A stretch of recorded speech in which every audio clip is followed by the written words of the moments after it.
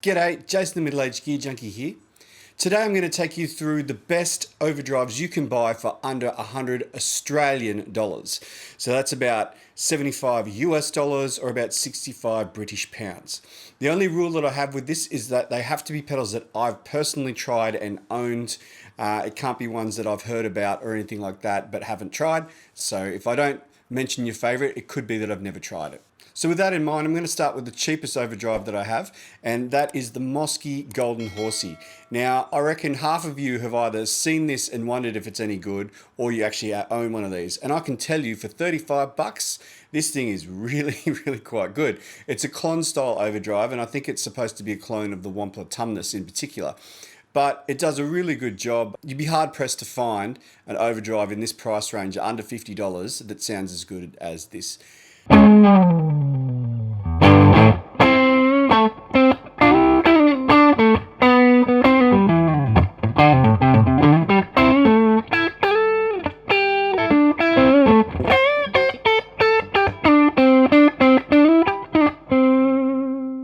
How they're able to make a profit from a pedal that costs about the price of 6 beers is beyond me, to be honest. I don't know, maybe it's a Chinese spy that's spying on me in my house. Who knows? But I'll tell you what, definitely worth a look.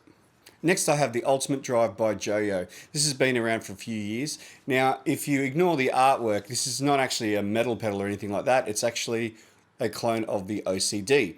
And it does a pretty good job. Now, I know that Joyo have a number of other their R series overdrives, like they've got like a Klon style one, a Zen Drive style one, and a Marshall Guv'nor, but I haven't actually tried any of those. But this has been a staple for a lot of people for a long time. You see them coming up on the used market all the time, and they actually this costs about $50 to $60 brand new, which is pretty good. So definitely a decent pedal.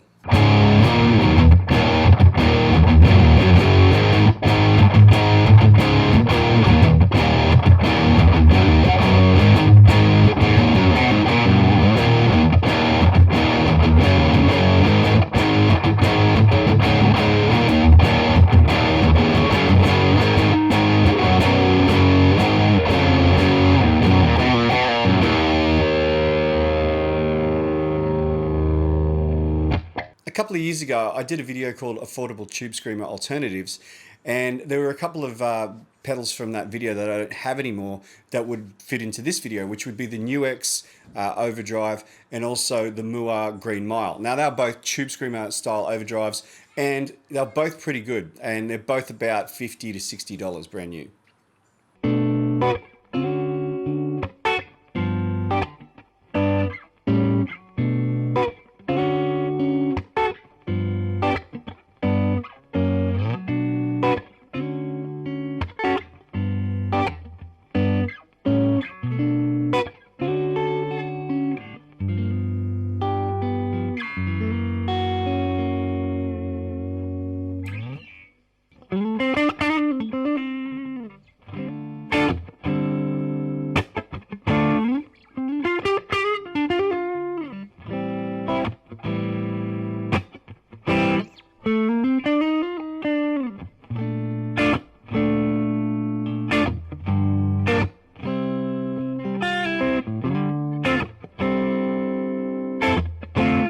I can't talk about Mooer and not bring up the Mooer Blues Crab.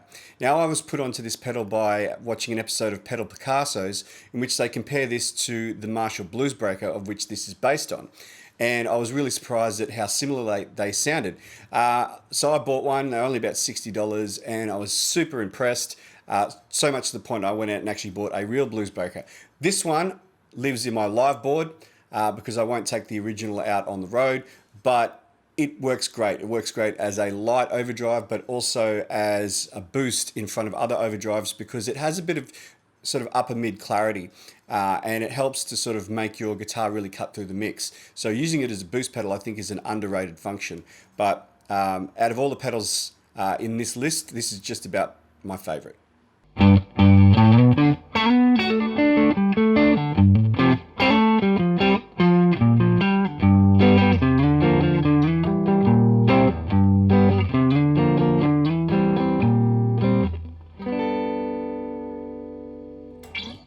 As As you've no doubt realized, there's not going to be any boutique hand-built or American-made pedals in this video. But I do have a Boss pedal, which is the Boss SD1. This, along with the DS1, are the two cheapest pedals in Boss's catalog. And they're brilliant. I mean, the SD1, I've had this now for about 5 years or so, and I love it as a boost. It's a fantastic boost for solos because, like a tube screamer, it helps to sculpt your sound, but it's a bit more drastic than a tube screamer. And when you've got like a sort of Marshall Plexi type tone or something like that, and you whack this in front of it, you don't have to smash the drive up really high, but just having it on in front of it really helps to sculpt that sound and really push it through the mix. So I love this pedal. I've loved it for a long time, and it's a bargain, really.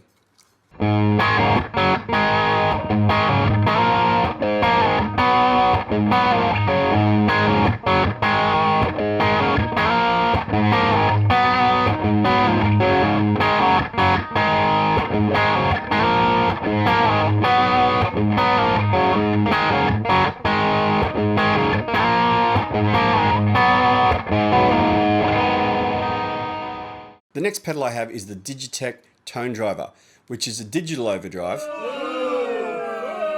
It's a digital overdrive, and it sounds quite good. Now, the reason I got turned on to these in the first place is because Mike Einzinger actually uses one in his rig, and I thought, well, if it's good enough for him, at least I can try it out. Now, with this particular pedal, I mean, it's got tone, gain, and level, which is, you know, stock standard, but it's this morph knob that's interesting.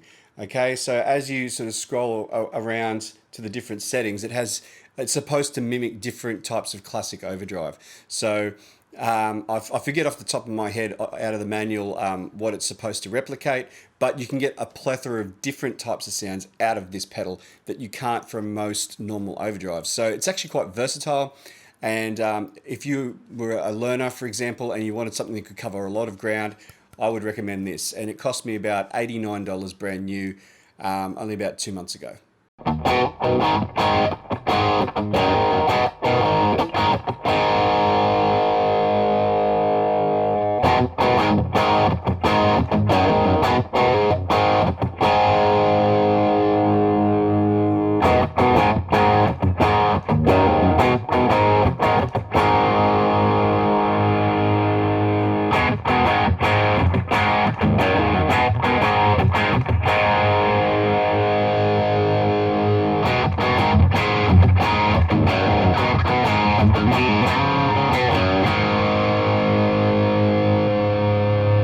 The next few pedals we're going to go through are sometimes available for under $100 and sometimes they're not. So you've got to keep your eye out for these ones. But I've got the Marshall GV2.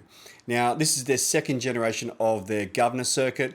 The Guv'nor, of course, is one of the most classic overdrive / distortions that you can get your hands on. And this does a pretty damn good job of that sort of tone as well. It has a 4-band EQ, so it's got bass, middle, and treble, plus a deep control, because the Guv'nor was criticized for not having enough bass, so it's got like extra bottom end. It's not going to do like metal or anything like that, but for classic rock through to about hard rock, this thing is excellent, and it's severely underrated. The other one in the same series is the Bluesbreaker 2. Now, I'm a huge Bluesbreaker fan, but the Bluesbreaker 2 is actually quite good as well. I did pick one up last year and was quite surprised at how much I actually liked it.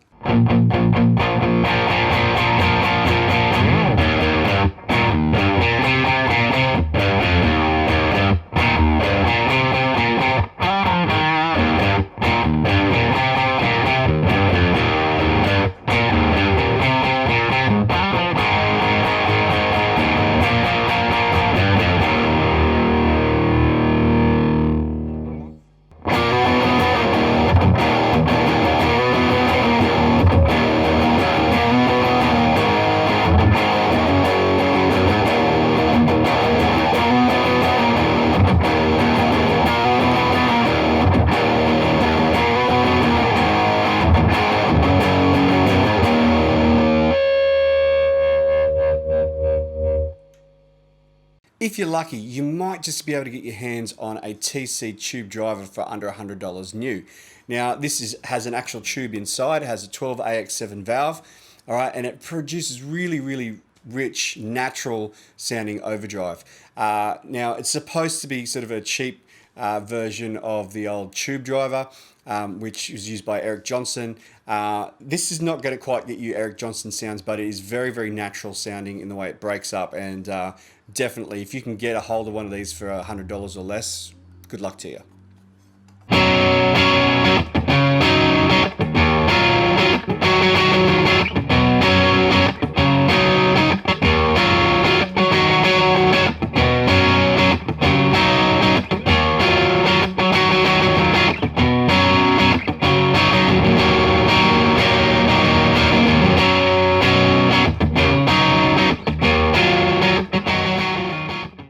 Last, and probably my favorite along with the Blues Crab, would be the Tube Screamer Mini.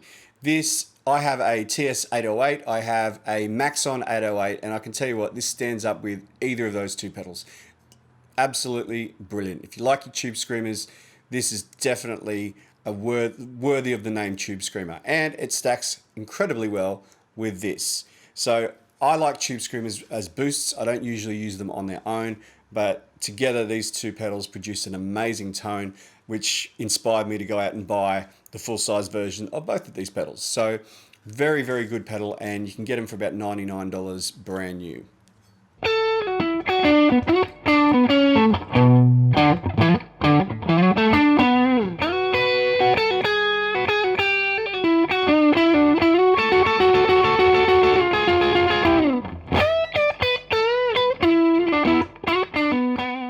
If there's some pedals out there that you've got for under $100 that you think should be on this list, please let us know in the comments and tell us about the types of sounds you're able to get out of them.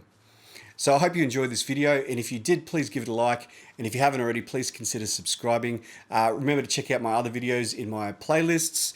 You can join the Middle Age Gear Junkie Facebook page with the link, it's in the description. Other than that, my name is Jason. I hope you have a wonderful day. See you later.